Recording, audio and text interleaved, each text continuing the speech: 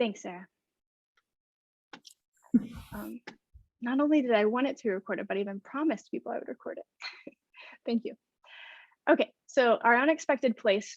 Now, I know nothing about rock climbing. I'm hoping that some of y'all don't either. The only thing I've done is watched the Alex Honnold free soloing documentary. That's the extent of my knowledge about rock climbing. And here I've looked up a video of an amateur climber who's imitating Alex Honnold, and he's about to try practicing climbing, basically. I want you to watch what happens.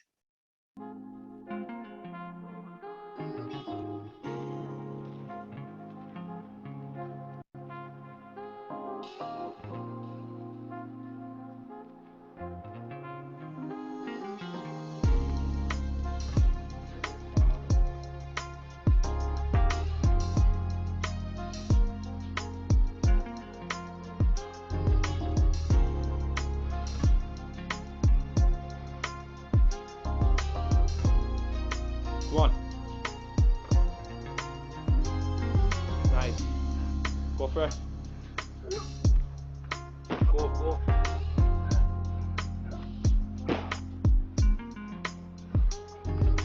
Yes. Oh man. Many hours later.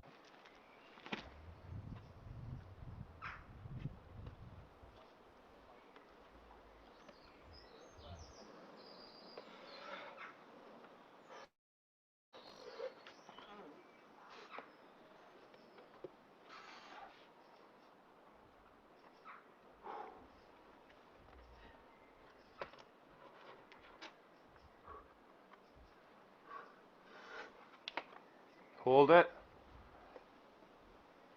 Nice. Yeah. Yes, man. Wasn't letting go that time. Oh. Okay, so they made it. Yeah. Now, I don't know a thing about rock climbing, like I said. But from watching that video, I got a couple of ideas of if I were going to try to rock climb, some things that I would do, right? So it seems like they carry a lot of bags in with stuff. Don't know what that stuff is. They also bring big pads that they have that they put underneath them. They're in a natural space. They seem to travel in packs, you know, multiple people working on it at the same time. They wear chalk on their hands. They try to use similar footholds as they go up and down. They try it over and over and over again until there's some form of success, right? This all seems kind of obvious when I try to spell it out in a list, but I hope that the reason that it feels obvious is because you just watched it, right? When your brain picks up the whole picture of something, it picks up the whole picture of something. It's not overloaded by a listicle of you should do this and then this and then this and then this and then this and this and then this. You just see a visual. That's what it is.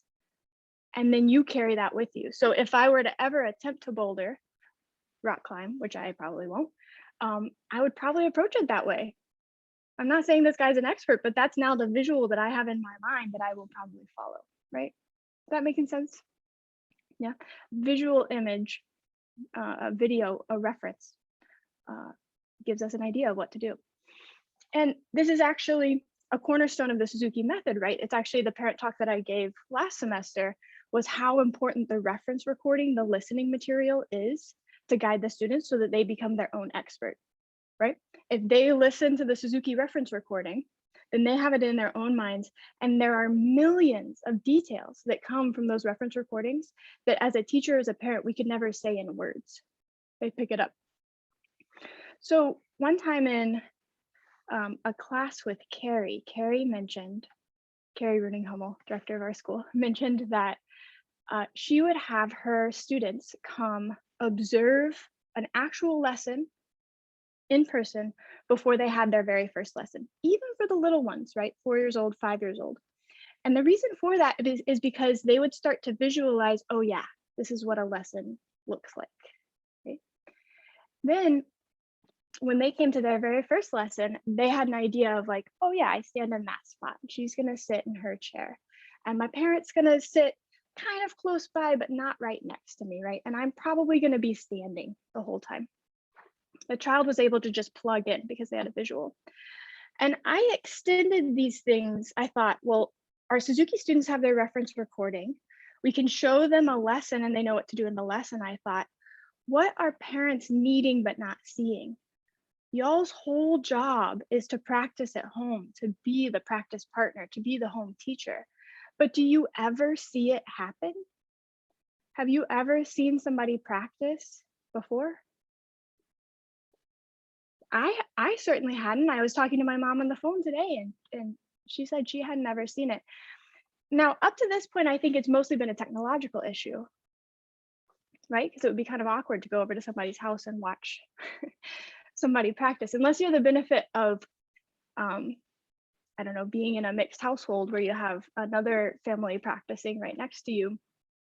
You're not going to see it. But then Zoom came along and we had a gateway into each other's lives. And so it was a real honor to actually ask some of the parents in my studio last year, hey, could I come observe your practice? I want to see what it looks like. And then by taking footage and recording of that practice, then incoming students, I was able to offer a video, a reference recording of practice. Hey, here's what practice looks like. And some of my parents who are here know, especially new parents, know that that's kind of what we did, right? We sent you a video of what practice looked like. You could model it and then know, oh, this is what the deal is going to be at home. This is kind of the recipe. All right. So that's what I'm going to pull the curtains back and show you today. So I'm going to start with a pre-twinkle lesson, and then I'm going to move forward through the books. We're going to do a book 1, book 3, and book 4. I have a few disclaimers before we start. All of the footage that you're going to see, I've been given permission to share. Also, as I mentioned, all of these students are my students, so they're doing particularly weird things that are particular to me. Your teacher might ask you to do particularly weird things that are particular to your studio and also particular to your instrument, right? Your legacy violin. And then finally, and this is a very important point, I've handpicked this collection of videos because I thought it demonstrated practice that was not only going well, but felt successful. So, I've wrestled with the best way to say this. Not only is the effort by both the child and the parent matched and the energy is great, but also they come away with change in the child's ability. This, I don't want you to think that I mean for every single practice to be like this, or that I expect that every single practice will be rosy and clear blue skies. I know that conflict and strife and challenge is all part of practice, and you're going to see little tastes of that in the videos. But I wanted to give you kind of a everybody smiling at the end. You won't see any temper tantrums or anything like that today, but that doesn't mean that that's not part of practicing and being a parent. I just thought maybe that was another parent talk down the road. For today, we're doing the all smiles, rosy blue skies version of practice. Okay, so let's jump in. I'm going to show you a reference recording of parent practice. This is going to be with Kaylin and Eric. And I, once again, appreciate them letting me record. Let me just get it all pulled up for you.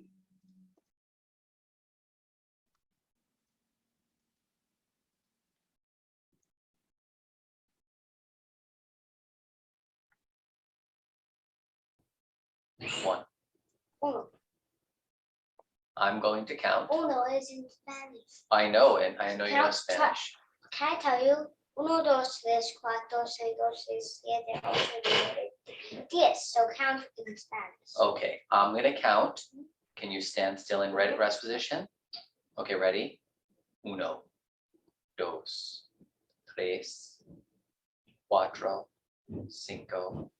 6, 7, 8, 9, 10. Okay, are we going to play a game or a track first?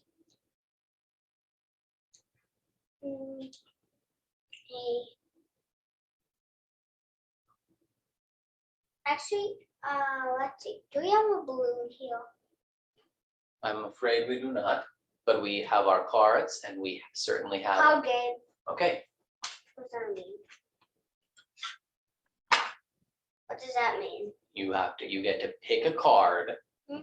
If you get a number, you get to do Mississippi hot dog that many times. But if you get a face card, I will play Mississippi hot dog. Just so you know, this is not sound at ITE. This is what was going on during the lesson. So things like this happen, and notice how they just roll through it. Myself. Here you go. Wait, can I choose from these two? A face card. That's a queen. So now I have to actually play Mississippi. I knew it. I knew I would have one. Nice. Good luck. Okay. Can I help you? Well, I'm gonna play this one. Let's see if I can play, because of course I'm still learning. All right.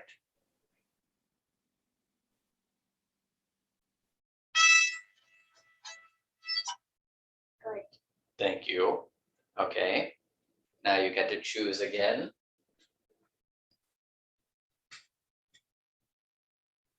Go ahead, try your luck.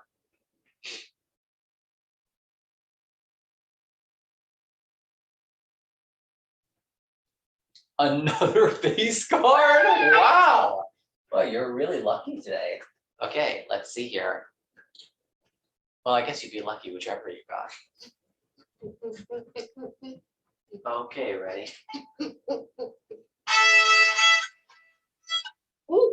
Thanks.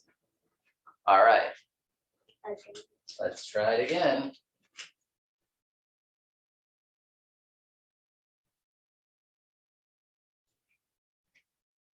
Choose one of those.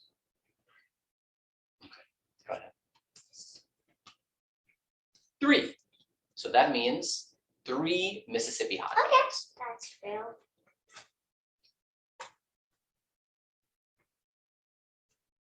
So when you're ready, just say, I'm ready. I'm ready. I'm gonna inspect. Nice ready feet. That's pretty good. Go ahead. Mississippi hot dog. Yeah.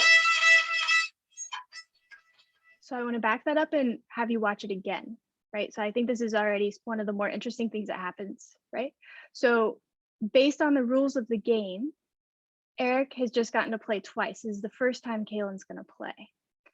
Kaylin pulls 3.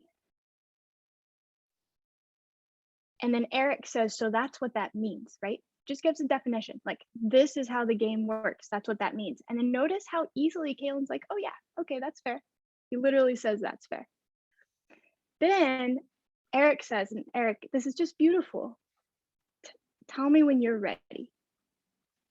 When you're ready, say I'm ready, right? Then he gets completely ready, and only then does he come in with his hands and approach and model and mold, right?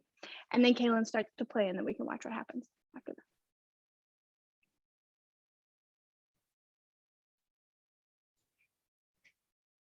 Choose one of those. Okay, go ahead. 3. So that means 3 Mississippi hot Okay. dogs. That's fair.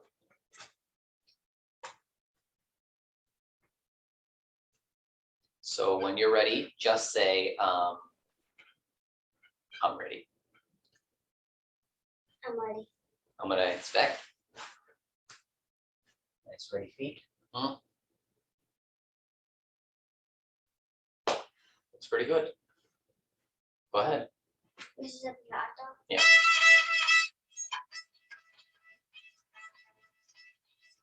Were those clean sounds? Okay, good. All right. You want to choose one more card? Okay. You feeling lucky? Okay, ready? Go ahead. You may not be. That's breaking the rules. Okay. They throw you out of the casino if you do that. Okay, ready? Wait. 4. So that's 4. 3, 4. Yeah. Do you want to do like on that? Wait. I love that part where Kaylin's like 3, 4. It's just purely the delight of the cards being in order. And he's like, oh great, here we go. We're on Mississippi Hot. He's not. You have to play it again. You need to do it 4 more times, anything like that. Kaylin's just delighting in the sort of spontaneity of the game itself. Wait, Papa. Wait. Do you want to maybe do it on the A this time instead of on the E? I have an idea. What is it?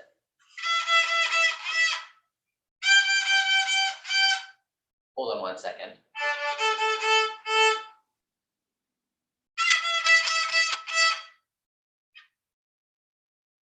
Wait, that was not clean.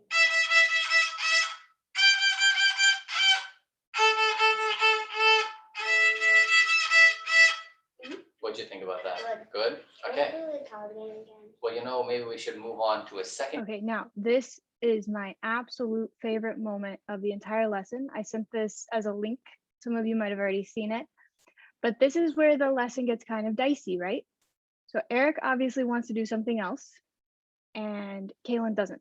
Kaylin wants to keep playing the card game. It's not necessarily a bad thing, but obviously Eric had other things he wanted to attend to. And notice how they work together to move forward.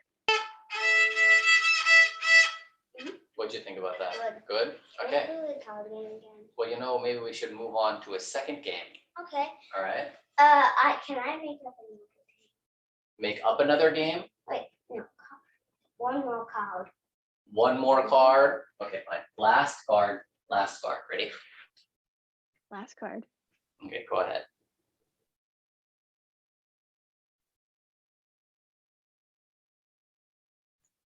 Wow. What's this? 10. 10. Oh my goodness. Okay, ready? 10 is the last card. Notice how defeated Kaylin looks. Look at his slumped shoulders. And He doesn't even know what the card is, and then he discovers it's 10. oh my goodness. Whoa. Okay, ready? 10 is the last card. So when you're ready, say, I'm ready. Too much. You can do it. You can do it. Already. Let's see. Bam, bam. How's that bow hold? Nice. Right, okay, go for it. Is that clean? Okay. One. Clean?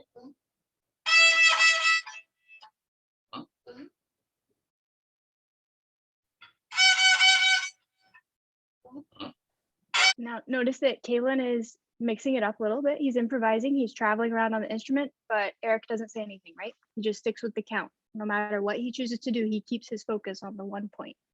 Is the sound clean?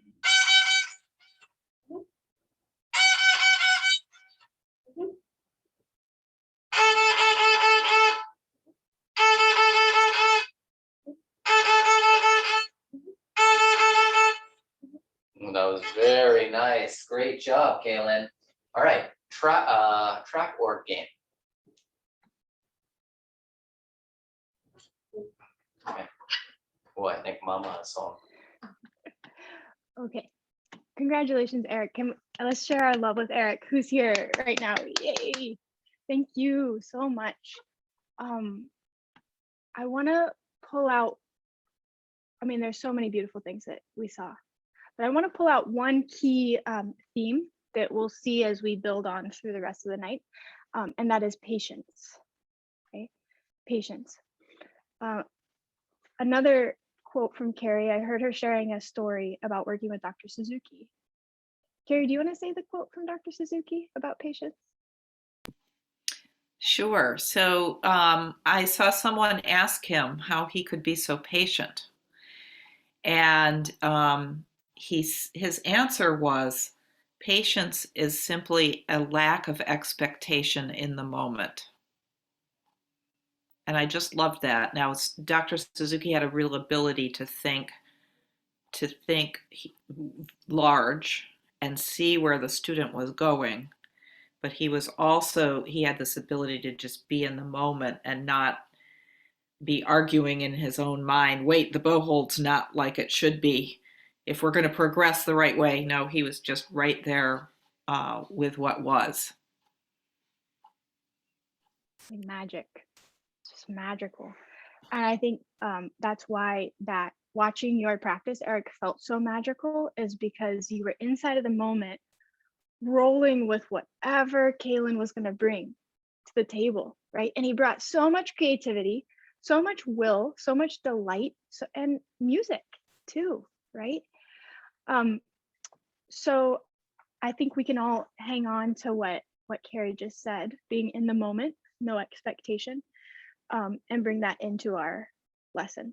Now, patience could come up. I don't know if we necessarily saw it in this practice, but it could come up in other ways, not just when the student has a different idea with what notes they want to play, but when the student is coming to the table grumpy, or when the student is coming to the table embarrassed, right? So to be able to be patient with feelings, not have an expectation around the feelings that are in place. Also, I love those moments where Kaylin was like, actually, I want to come up with a game. Actually, I'm the one in the driver's seat. And for Eric to be able to so deftly or just beautifully roll with it, but also keep the idea clear, right? Like, this is the game that we're playing. You can play something inside of it, be as creative as you want, but I'm going to hold the container. That's my responsibility. And I think that's partly what patience is sitting wide enough with your container so that they can be creative and swirl in the middle around what you've already done and not feel micromanaged. Okay, so that's sort of the first theme that we're bringing in, patience. So now we're gonna forward into a book one lesson with Isla and Travis. I'm getting it pulled up. Isla is working on the minuets area, so a lot of technical scale work. And Isla's much more mature kid, right? So a few years older than Kaylin is. And so you're going to hear, and I think this is important, the way the tone of voice changes from now a parent working with an older kid now with a lot of material to work on. Back it up just a little bit.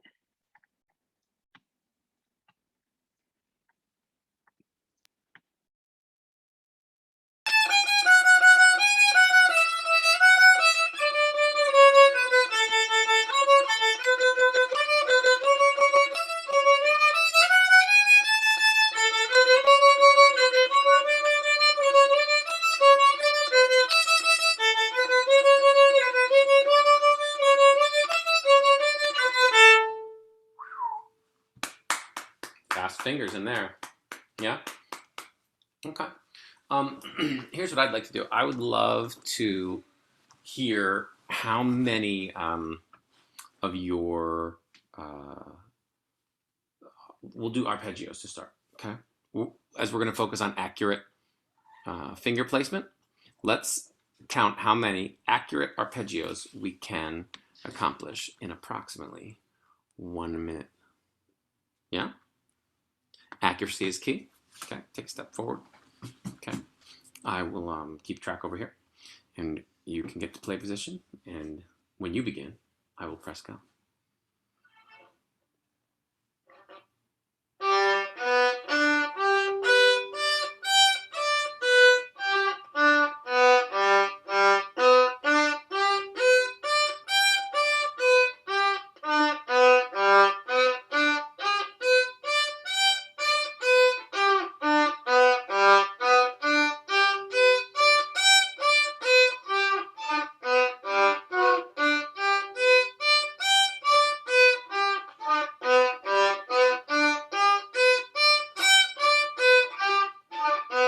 Make sure they're accurate. Start again, make sure they're accurate.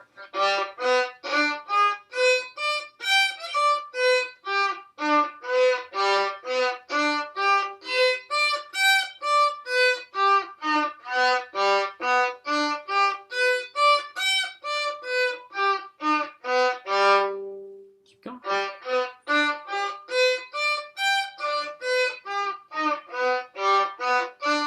Okay. Pretty good. I think you got, I mean, between 4 and 5 that were accurate. Is it hard? Is it hard for you to be accurate if you're trying to go fast? Yeah, because I'm trying to beat my record from before. Yeah, yeah. Well, remember, they only count if they're accurate. And I felt like you kept At the beginning, your pinky was super accurate, but then you started stretching it. Your fourth finger was going too far on the way back.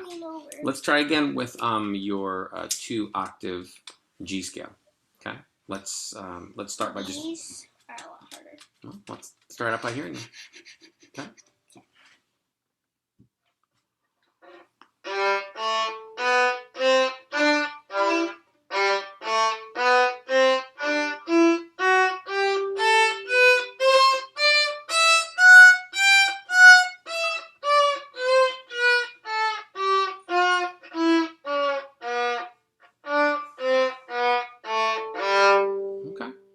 So this time, let's see if we can do 3 consecutive scales with no bumping additional strings and all accurate notes.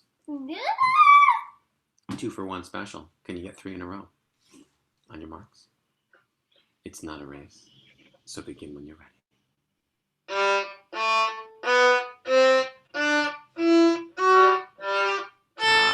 You bumped. You know what I noticed? You bumped when you looked away.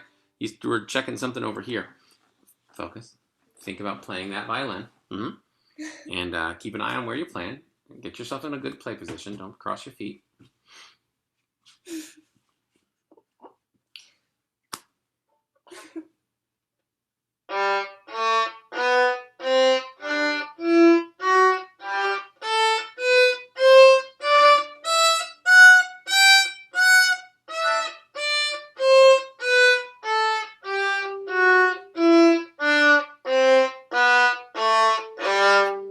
Okay. Accurate notes. You heard some bumps, right? Okay, let's try again. Let's see if we can go accurate with no bumps.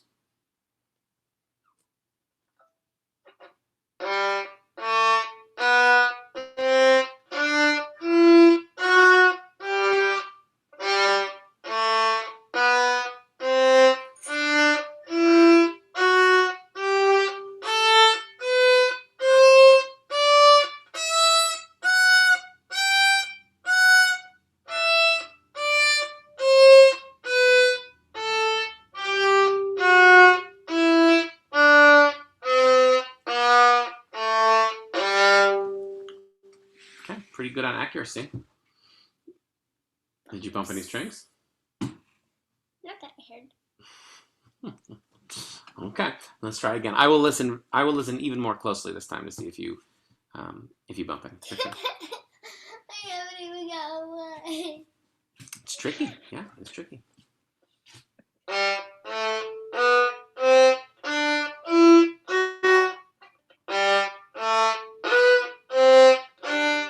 Okay, so hang on. Don't, instead of rushing right in, where do you keep bumping? On the way to the D string. You're on the way to the D string. You're bumping the G string again, right? No, So- bumping the A string. Oh, you're bumping the A string. Yeah. Oh, okay. Well, so what does that mean? Maybe in a hurry and I'm going too far. Yeah, I think so. Okay. Let's keep that in mind as you rock this time.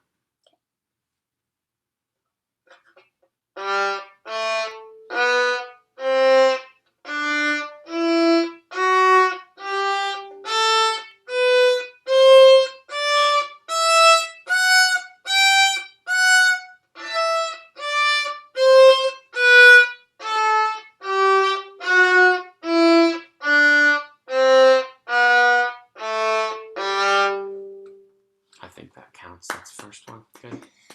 Okay. Finally. Let's see if you. Okay, so congratulations, Travis. You're here too tonight. Just incredible. Thank you, thank you, thank you. Part of the reason I love being a teacher is just watching learning happen is so delightful. And it's even more of a gift to watch my own students learn and to even just have a window into that. The word that keeps coming to mind is magical, just magical. I think give a thumbs up if you experienced patience while watching that as well. Like the same thing I felt from Eric and the way he was holding Kaylin, I experienced from Travis, from you too, right? I think if I were a teacher and I had said, Isla, play that 3 times in a row with no bumps and accurately, right? And then she started playing, in my gut, I would have been like, yikes. That was, I bit off more than I could chew. And you just stuck with it so beautifully. And you helped her acknowledge, yes, it's hard. Yes, it's tricky, but what's actually happening? Which bow hair is touching what string, right? What's the speed that you're going that will be your tempo of success? But you just kept helping her dive back in.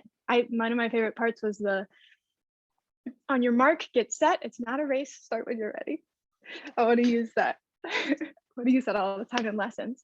But it's, I mean, just even more beautiful demonstration of patience. And my words can't speak to it. I mean, we just saw it happen. The other theme that I want to bring up that I think you really introduced to was the idea of change. So I think Kaylin's lesson was the idea of patience. That lesson was the idea of change. One of the professors who I went to school with in undergrad said that our work as teachers is to change people, which sounds kind of callous when you say it. Our work is to make change, make people change. And the work in home and practice is to make a change. In the Suzuki world, usually I think when you come into the lesson, the teacher is introducing new concepts and getting the concept up to a place of knowledge, right? You know what to do, you know the recipe, you know the ingredients, right? So with this example with Isla, we know how to put down the fingers and not bump any other strings and play into. But practice is where we knowing it to being able to do it all the time, right? Or another way to think about it is in the lesson, we learn it, but at home, the change we make is that we make it easy. The change is making easy. And how does that happen? We saw the evidence of that in your practice through repetition, from doing it, doing it, doing it. And if you do empty repetitions, who knows what's going to get stored, right? If you do empty repetitions and they're thinking about what is for dinner, but if you do repetitions with the way that you did, Travis, where you constantly pulled her back in to deliberate practice, to making the change that she wanted to make, then that's how the skill develops, right? And then I distinctly remember I had the opportunity to sub for a college professor one time and actually give some college level lessons. Really generous opportunity. And I remember in a couple of lessons back to back saying, this is the speed at which change happens. Like in physics, right? This is the rate of change. And so often that rate of change feels from the outside perspective so slow, so slow, so incremental, right? Like she went from, in that practice, being able to play a few notes with some bumps to being able to play a few notes without some bumps. And how long did it take? I mean, we watched like a 5 to 10 minute clip of you really doing that. And so when we're used to watching performance videos with people up on stage performing, that's the public version of Suzuki that we see, or we're used to seeing a teacher work in the lesson, get a lot of stuff done. That's not the rate of change. That's an illusion. The actual rate of change is what you just did with Isla. And the gift, I think, of parents working with their children and doing this work together is that the child internalizes the rate of change. And they're not anxious for anything faster in the future when they learn more really difficult stuff. At least they know that when I learn difficult stuff, this is the speed at which it happens. So I think that could be one of the many benefits that we get from actually studying each other's practice. Parents watching other parents practice with their students is to realize, oh yeah, it doesn't come together in a day. It's okay if that's the level of progress that they got after 10 minutes of working on an arpeggio and a scale, right? So many other beautiful things that I'm not even going to touch on, Travis, just remarkable and the depth of the relationship that you have with her, that you can smile and just sit there while she's struggling and she trusts you and knows that you're on her team. So many beautiful things. But we're taking with us maybe from that one, the concept of change. What change is, what it takes to change things and what the speed of change is in practice. Okay, a couple more videos.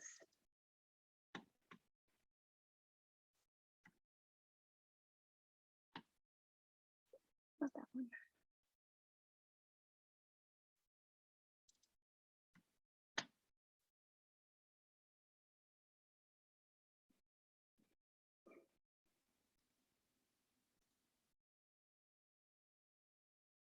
Sorry, folks.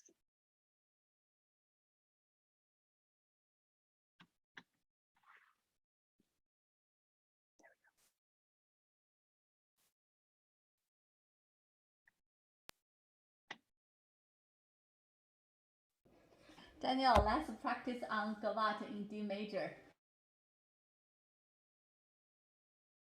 Great.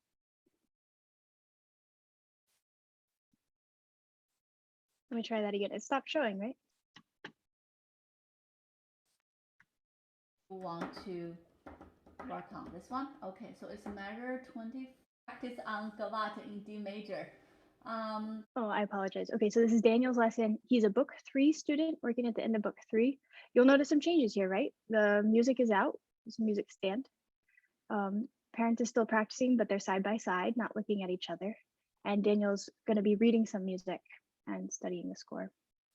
There are 2 spots Drake mentioned during the class. Okay, there's 2. Which spot you want to work on? This one? Okay, so it's measure 25, 6, and 7. Okay, all right. Can you practice?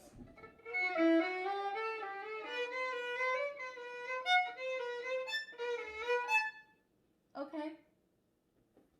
What did she say about this spot? What is it? Heavy and fast. Heavy and fast. Which notes you need to play heavy and fast? F, A, A. Can you point which? F, A, A. Okay. Heavy and fast. I didn't hear that. Can you do it one more time? Heavy and fast. Heavy and fast. Yeah. No. By playing.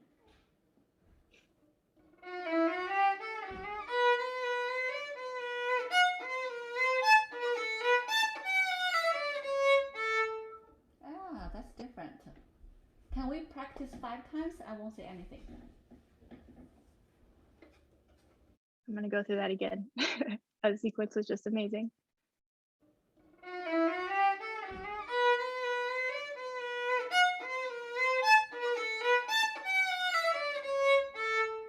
Ah, that's different. Not that was good, that was bad. Just simply, that was different. Can we practice 5 times? I won't say anything. Okay, I'm shaking my mouth.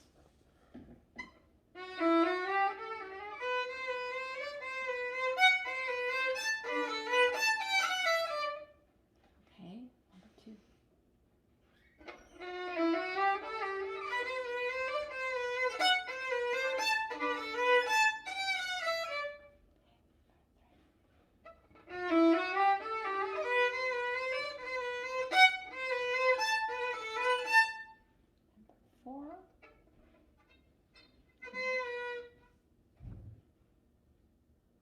Relax.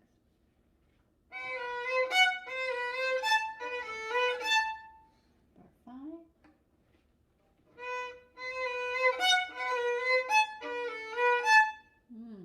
Do you feel you've been playing heavy and fast on these 3 notes?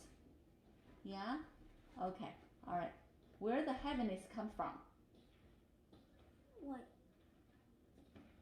The weight. The weight, very good. The weight. The what? The weight. The weight. The No, weight. the weight. The weight. Okay, good.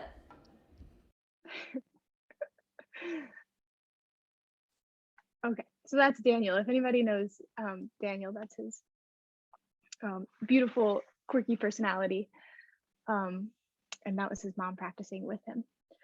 So I want to point, oh, hi, Daniel. Yay, I didn't realize y'all were here. Hi, everyone. The congratulations. The beautiful thing I want to point out in this practice is smiling. And it's something that I've seen happen in all of the recordings up to this point, right? So we saw it in Eric's lesson and in their own particular way, right? And then we saw it with Travis and Isla in their own particular way. They laughed and smiled. And we saw it in this lesson where Daniel just needed to make the joke that he made, and Sean needed to make the joke that, or like understand what he was even saying, and then just laughing along with him. It's beautiful. I think that laughter is probably the most overlooked practice tool in our toolbox of strategies, right? And if there's anything I could or like there's any metric is too harsh of a word, but signifier of a practice going well that I see when I've been observing, it's when there's laughter. When there's laughter, I'm relieved. Like, oh, whew. Okay. So the most important thing is still in place, right? The relationship, the enjoyment, the reason for doing the work, the time that they're spending together. So many, like in the earlier stages and later works just as well, a lot of the way that we're going to induce laughter is through games, right? So doing the card game or rolling the dice or doing crazy, silly stuff. As it maybe comes in the middle books, or it's where can we make jokes? Where can we have memories? Where can we tell stories? Where could we, I think there are moments that I often do in the lesson that was like, can you remember when it was difficult for you to even pronounce the name of this piece? And now here we are, you know, moments like those. But any opportunity that you have to foreground laughter, I think is helpful. Now, I've sort of changed my mind about games recently. I used to basically say, and for the parents in my studio, this is coming at you this week. This has been a deep discovery. I used to say, play as many games as you can think of, or when it gets hard, or when you want to do repetitions, here's 85 games that you could choose from, something like that. And now I think I'm going to say, announcement for people in my studio, play one game per day. Play one game every single day. Every day, play one game. Part of your practice, part of your, if you're checking off things, my expectations or whatever, my expectation is that you play at least one game. You can play more if you want some extra dessert or whatever, but at least play one game. And I, just in sitting with this idea, I've started to think, like, the gears in my head are even turning for y'all of how you might begin to think about planning to do one game every single day, right? What if you start there? What game do I want to play, and then support it with the work that needs to get done anyway, right? And what's so beautiful, I hope, about observing this variety of parents is you're seeing different games come out. The card game, the how many can you get done in a minute game. One of my favorite classics that Sean used, where you say, I'm not going to say a thing, right? And you just, I love this, the image of this in the frame, just brilliant. And then for Daniel to get to reach over and be like, don't say anything. Beautiful, wonderful. I mean, there are other classics. I have a jar of coins that all of my students know here. I play a super duper duper simple game called the bucket game, which is where if I hear an extra note, I'm going to drop a coin into the bucket, or extra sound, or like those are the sort of bumps that Travis was kind of referring to. So every time I hear it, I drop the coin in. And I tell them it's a game, but we're not trying to win anything. There's no way to win. At the end, we're just going to count how many coins are in the bucket, and we lay them all out, and they get a chance to put down their instruments and sit down and count. I'm sorry, I didn't have a video of this to share, so I don't have to be the one explaining, but that's another version of a game that you can play. My favorite thing about the bucket and about most games in general is that the feedback doesn't come from the parent saying, no, wrong, try it again, do it different. The feedback simply comes from, that's it. And that's why I use coins against glass, or you could use beans against a tin can, right? But that's all it is, and it's objective. In a game, they know what the rules are. They know when they're finished. They know how it goes. And the parent and the child are on the same team. Yeah. So games, do one a day. They're a gateway to smiles. And do them as each of the parents have done today, beautifully, I think, which is explain the game and set up the parameters and the rules before you jump into the game. Never works to start the game and then afterwards say, actually, the rule is that if you don't bump this, say the rule before you start, even if you've both played the game a million times. All right, we have one more video to do, and then I'll conclude and open up for any questions or comments that you might have taken to share. So the final video is from one of my students, Nyambura, who studies with Maureen, or not, Nyambura studies with me, her mom is Maureen, and she's here tonight, so we'll be able to congratulate her as well. Nyambura is in the second half of book 4, and she's working on the, in this clip, she's working on Vivaldi. At this point, and actually for some time, she has been practicing independently. And I wanted to underline that no matter what age or level of playing, you're going to notice that parents are involved in the life of the musician. So this child is in book 4, and the parent is not sitting side by side with the child, but the parent is very much still present in this child's life. So she comes to all of Nyambura's lessons, and this isn't the case every single day, but I know for a fact that she's listening in another room in the house. And the child knows that the mother is listening and is there. And I hear her say in the lesson that she enjoys Nyambura's music. And I think that is the most important gift that she can be giving Nyambura at this phase in their practice relationship. Like, I enjoy your music, I enjoy your music, I enjoy your music. So we're going to see a little bit of it. Now, I want to point out a few things in this clip. You're going to notice her being patient with herself. You're going to notice change. You're not going to see an external smile or a game, but I want you to look closely and see if you can see any internal smiles or moments of revelation or sense of accomplishment or success. Okay.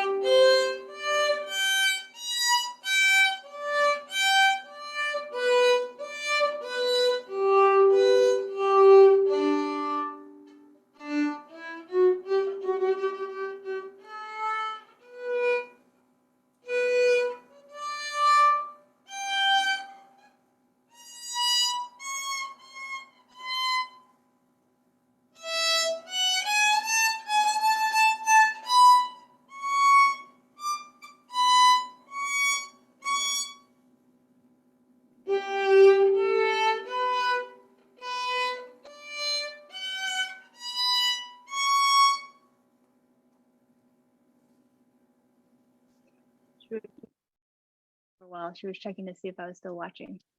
But, well, let's give her congratulations too. And amazing for even letting us watch.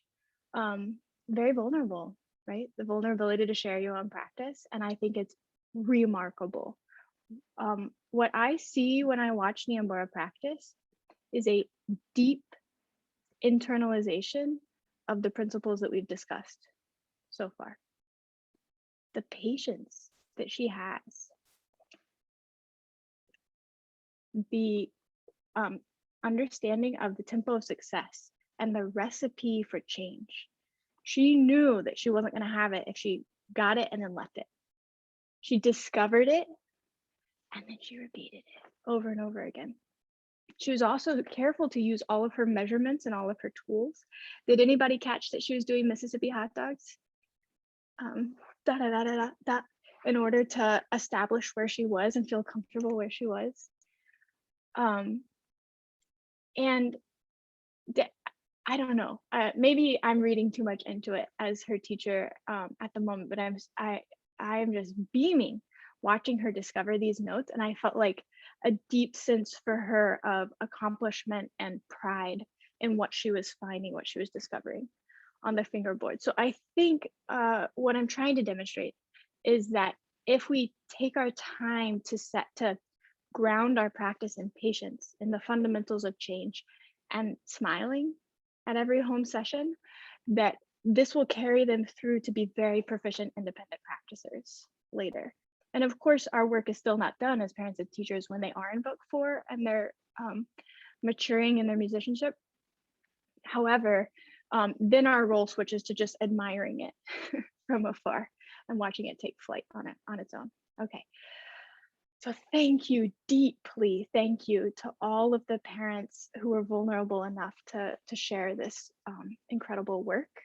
I'm gonna open it up. I'm happy to take any questions. Also, many of the parents who were showcased are also here. So if you wanna ask them direct questions, I'd love to open the floor.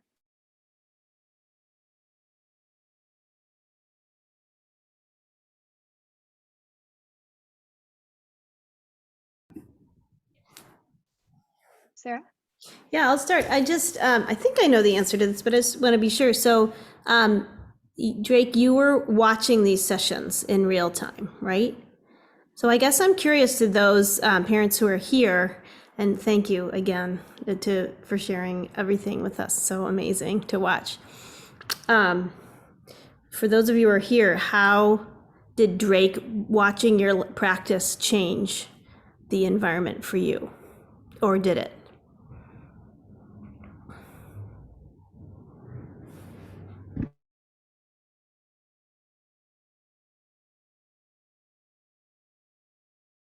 Eric, I don't know if we can hear you.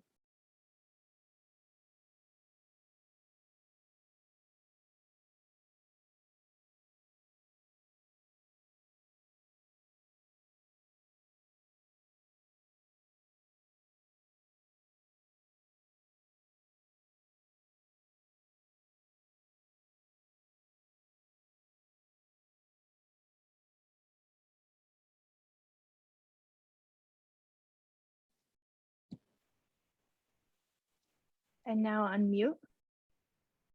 Sorry, can you hear me okay? Yes. Okay, I don't know what that was about. All I was saying was that I did not see a large difference. Having Drake watch didn't really impact the practice that much.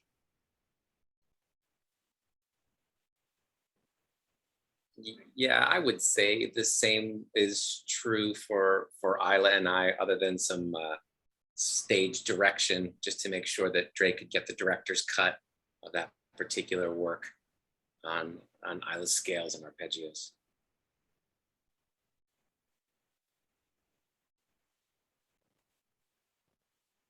I am curious from the parents who I know that is not true, where the observer does change what is observed. I think that speaks to their relationship with their teacher. Well, I will say, and maybe this will make a difference, that we have gotten into the habit of doing it. and I don't get to everybody all the time. It's in to come in, but the students who were showcased today had all had me come observe their practice before I recorded these. And sometimes I think, when I'm thinking about it, sometimes I think I inevitably will change what's happening, but that's also okay. That there's something to notice about the difference between how you practice when I'm there as an example of a way of seeing the practice from a third perspective, right? Not from being so in it, but seeing, well, if somebody was watching this from outside, what would it look? And the way that that impacts the practice itself is just worth observing, not necessarily making it better or worse, but something to notice.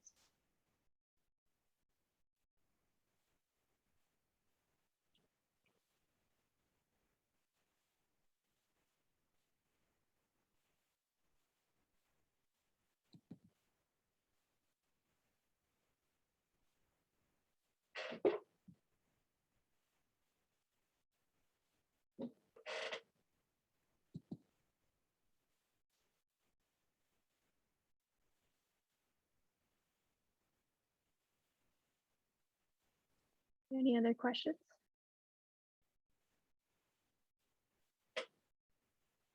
Yeah, I guess I'll ask another one. I'm curious again to the parents who any of your parents who have been recorded, how is recording the practice on a regular basis changed your own practice at home? Or Drake, how have you observed? If you've watched multiple videos, what kind of change have you observed?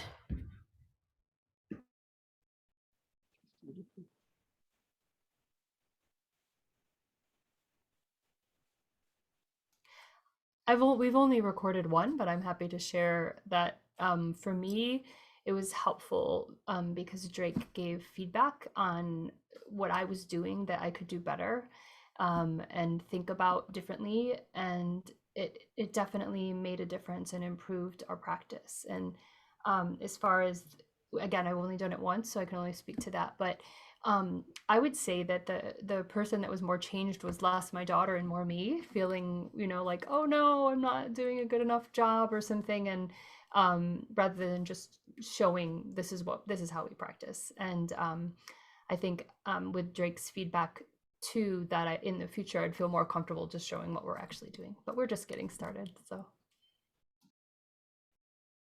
Nice.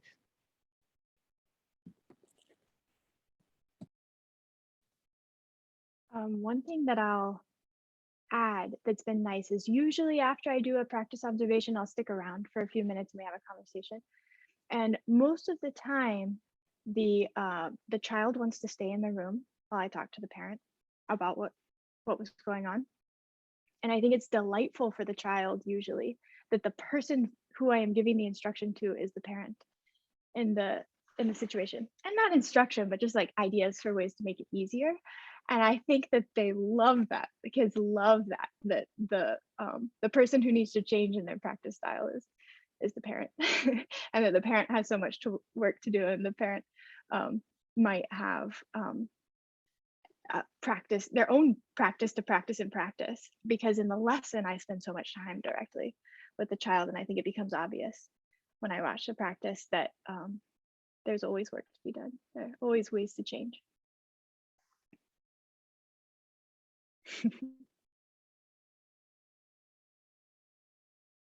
Jesse agrees strongly. Eric, do you want to speak a little bit to how things have changed over time for you? Yeah, thanks. Can you hear me okay? Okay, good. Yeah, I just wanted to say one or two things. I'm willing to leave. I just wanted to say that, about a month, totally different place after being months. He just sort of grew. Eric, we're going a little bit in and out. Oh dear. Maybe the connection of the headphones. How's that? Is it any better? It's great. All right, I apologize. Yeah, so over the summer he grew a lot, and then all of a sudden he became very resistant to the idea of practicing. There was a lot of resistance, and I didn't really know what to do. And then the introduction of these games completely revolutionized what we were doing, and like making the game the platform for scaffolding these skills changed everything. And like your comment, Drake, about the laughter was like so on point, I think. Just that is something that I have really seen. Like as soon as he started to laugh again during practice, I was like, okay, we're just like we're in a totally different space than we were before, and it really has been very much, I think, as at least as much me learning how to back off and just let him do his thing. Um, I'm very grateful. It was also fascinating to see parents further along and the way they continue to work with their children. I'll be thinking about that for quite some time. Anyway, thank you so much. Schneider. I am curious because many of the people I see are my parents who are used to this, or parents in my studio who are used to this. For folks who are not in my studio, what did it feel like to watch another family practice? And would you be open to your teacher watching, or maybe somebody else coming to observe you practice?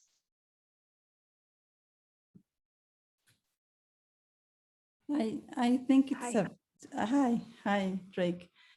I mean, the moment I understood what you did, and what you were going to show, because I hadn't understood, from the emails, and I said, oh wow, if I had this when my kids were like 3, 4, and 5, I mean, it would have been so good, or I mean, you always like imagine what can happen at home, but then looking at it and having all of the comments that you made, it really opens up a lot of not only ideas, but like you explained at the very beginning with the rocks, like you can see the whole picture and you understand so much from it, and another thing that I wanted to say is that even though my kids are now, 13 and 15, I still get so inspired, from every parent talk. And I'm just like, oh, I'm going to, do this with my kid, even though he's like, Mom, just sit, and I play. And then, I mean, I'm there, mostly with Emilio, not with Ceci anymore, but I'm just eager to go and get a deck of cards and start playing, with the cards. So thank you very much, Drake. It was a very, very nice thing to watch. Thank you. Thank you for saying that. I think we get tending to our inspiration is some of our most important work, right? Don, do you have ideas? Sure.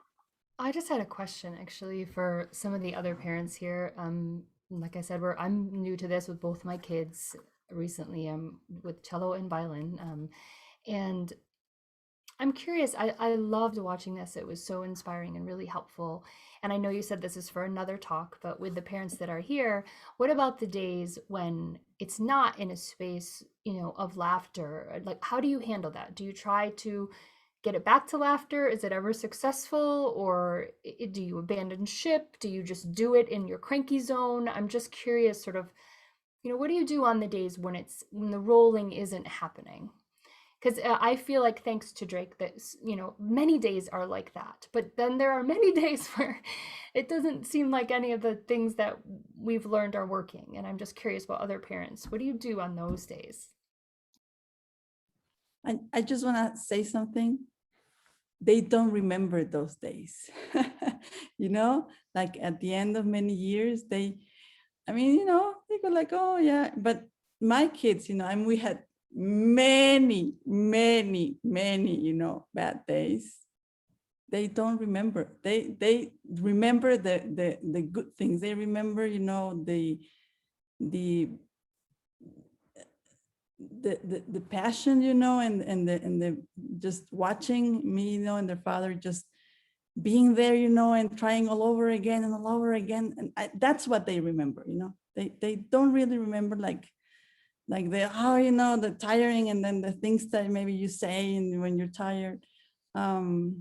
So I guess you do a lot of things. You sort of, I mean, I always when I had a bad practice, I always end up with a bad feeling, you know. But then, you know, I went to another parent talk and I got inspired again. I said, you know, I'm doing a good job.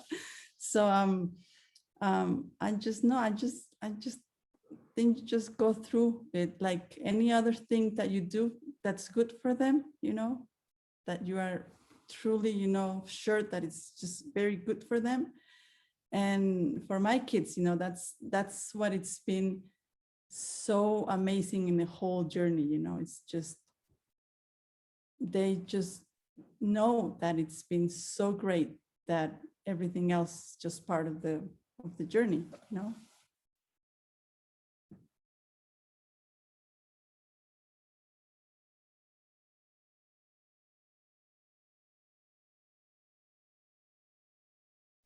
If anybody doesn't necessarily want to speak but wants to add ideas to the chat, that might be a good place as well.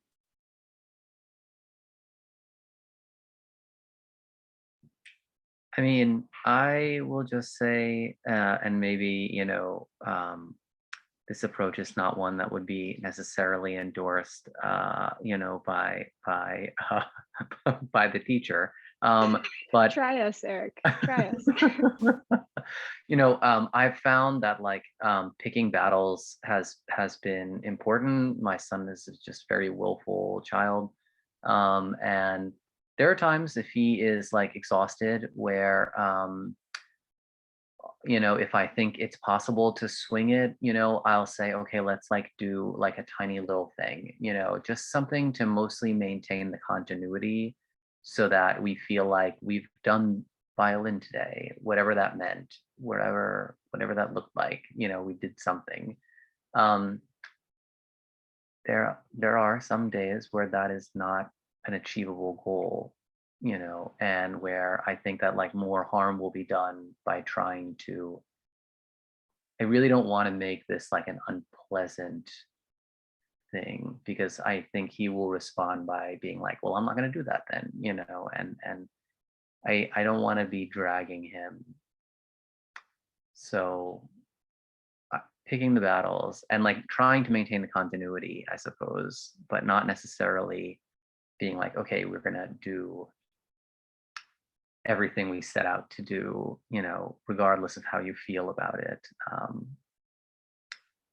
Yeah. With a 5-year-old, I mean, just in general, forgetting the violin, like, you know, getting him to eat vegetables, that's basically, you know, the daily struggle.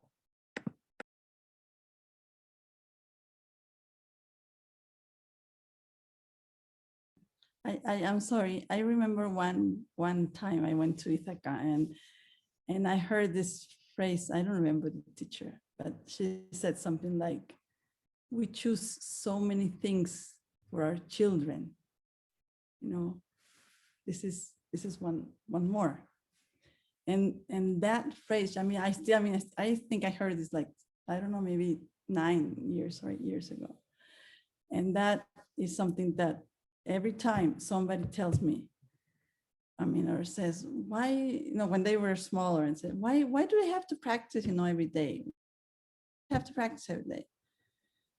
And I just remember that, you know, I thought, you know, we choose some things for our children, you know, and for me, this is one of those, you know, that I just think that the whole, you know, Suzuki method and the Suzuki philosophy is just so great, you know, that I want us to live that, you know, like on a daily basis, you know, and then we have a lot of great memories going around that. So I don't know, that helps me a lot, you know, to remember that there's just some things that you choose. And yes, sometimes you do a little bit, and then sometimes you do a lot, and then, well, that's like eating vegetables, like, you know, like Eric said. Yeah.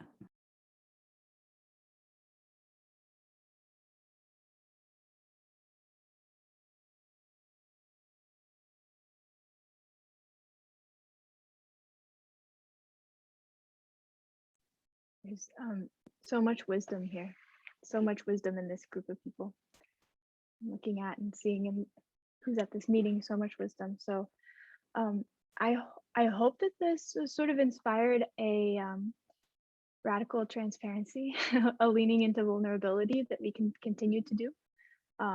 So I hope that, you know, if you got something from it, you want to collaborate with one of the other members here, just peek in on each other's lessons, visit sometimes. It's so easy now with Zoom, right? Watch a recording. I sort of have a dream. You guys have inspired me of maybe a like, I think of Adam Grant and his resume of failures, like a collection, like if ITE makes this collection of just tragic, terrible practice sessions that we just own for fun. And only parents will see, right? The children never see, but we have this canon of like beautifully terrible, tragic practices that just melt and are just awful. And of course, I can never host a parent talk about that, but I do know that there's maybe some future possibilities for parents hosting parent talks. So if any of you want to collect things like that, I don't know. There's no right or wrong here, right? Just sharing. Anyway, I think we'll probably close for the evening. Thank you for your time. There is going to be another parent talk on December 1st that Kirsten Marshall will be hosting. That's a Wednesday, so be looking into your emails for that. And yeah, reach out with any questions or emails. I appreciate all of you. Thank you so much. Thanks, Drake. Thank you, Drake. Thank you, Drake. Thank you. Bye-bye. Thank you so much. Thank you.